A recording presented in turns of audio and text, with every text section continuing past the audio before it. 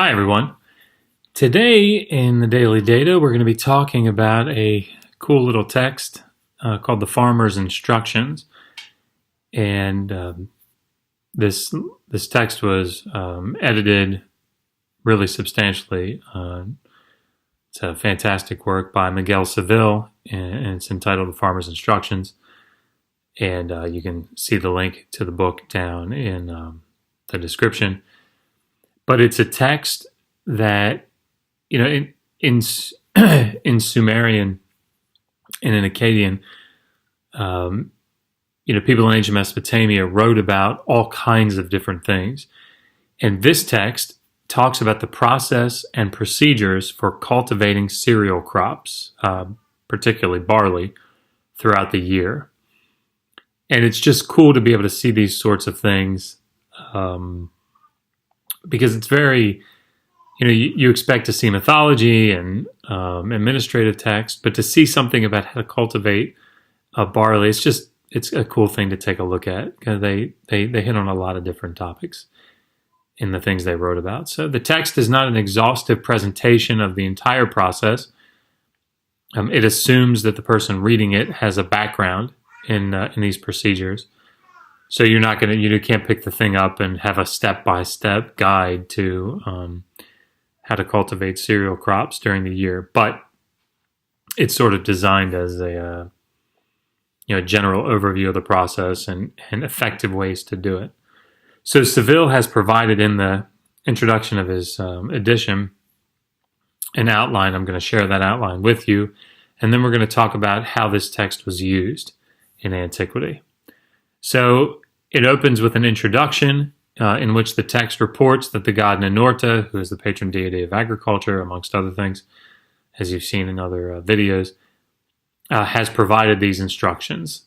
So, Ninurta is giving them. They're coming from these instructions for how to do these things are divinely given. So then it moves into flood irrigation and drainage, giving instructions for ensuring that sufficient water flows into the fields. Then it moves to the preparation of tools and the various implements, including hand tools and the yoke. And remember, the yoke was, these pieces are built with perishable items, things that would eventually wear out. And so, it talks about preparing those things, making sure they're good to go. Then it talks about the plow, including details about when to replace the plow and how much in materials you're going to use when you utilize the plow in the process of going through the field. Then it talks about your initial plowing and harrowing. And then there's a short section about general exhortations about field work, and in particular working hard, staying diligent, that sort of thing. Then it talks about making the cedar plow, which is specific development that as you plow, it drops seeds in. Talks about sowing, furrows and their maintenance, the irrigation and care of the crops. And it's neat here because there's a section. In this section, it talks about the religious rites that need to be performed when you're caring for the crops.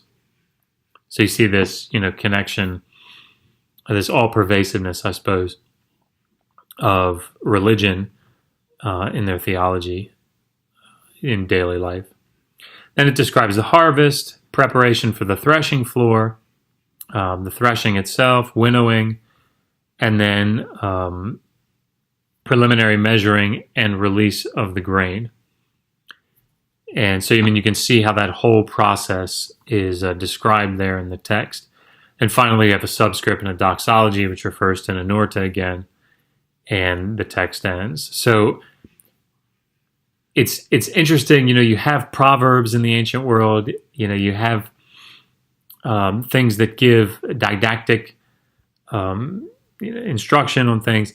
But to see something like the Farmer's Instruction, where it talks about how to actually cultivate cereals, pretty cool. Pretty cool that they have something that specific. Now, the thing that I really want to talk about here at the end of this video is the use of this text. Now, you would think, given the information on the tablet, if you were to find this thing, you would say, oh, these are instructions to a farmer for how to cultivate a field. That's what it's used for. So you would imagine a farmer out in the field, he'd have this tablet, and he'd say, all right, what do I need to do next? Okay, there it is. But that's not where we find them. Where we find them are in school contexts. So there are more than 20 duplicates of this text found in House F in Nippur. And if you want to watch, there's a video I talk about scribal education very briefly. House F is mentioned there, but this is a scribal schooling context. So this tablet, this composition, not the tablet, this composition is meant as a didactic tool. It's meant to teach. And it's meant to teach scribal students. Well, why in the world would they use something like the farmer's instructions? Well, as with things like model contracts, which talk about, it has legal jargon, legal phraseology, legal formulae. The same is true for something like the farmer's instructions, because you can see that if you memorize this text and copied it out, you would have taught to you the applicable jargon and vocabulary for farming and agricultural practices that the scribes would need in order to do their daily jobs. So it's, in the same way that a model contract teaches legalese, the farmer's instruction would teach this type of vocabulary for plow and yoke and oxen and all these things. And all the different parts of a plow and all the different parts of a yoke. So this is one of the ways that the scribes were taught, these mid-level bureaucrats during the Or III period, and of course as they wrote in the Old Babylonian period, as they did their work in the Old Babylonian period, they needed to know this type of jargon, and so this was one of the ways that they did it. So I guess in the end, what I want to say is we can't assume the use of a text or a composition strictly by what's on the tablet, right? What's in the composition. We have to look at archaeological context. We have to look at the interaction between artifact and text. We have to look at where the thing is found and what context it's found in. And this is why archaeology is so important, because without knowing the archaeological context of these tablets, we would just assume more than likely that this text was used as like a manual for every farmer. But in reality, we know that these texts were used in scribal education in order to teach the scribes. So we can't take things always at face value. We have to make sure that we look at the context in which these things are found. And when we come to other texts, even in the biblical text, we want to make sure we ask the same question. Do we know how this thing was used? Do we know how it was situated, in what context it was found, and how it was used before we can make an informed conclusion about how that text functioned in everyday life? Thanks.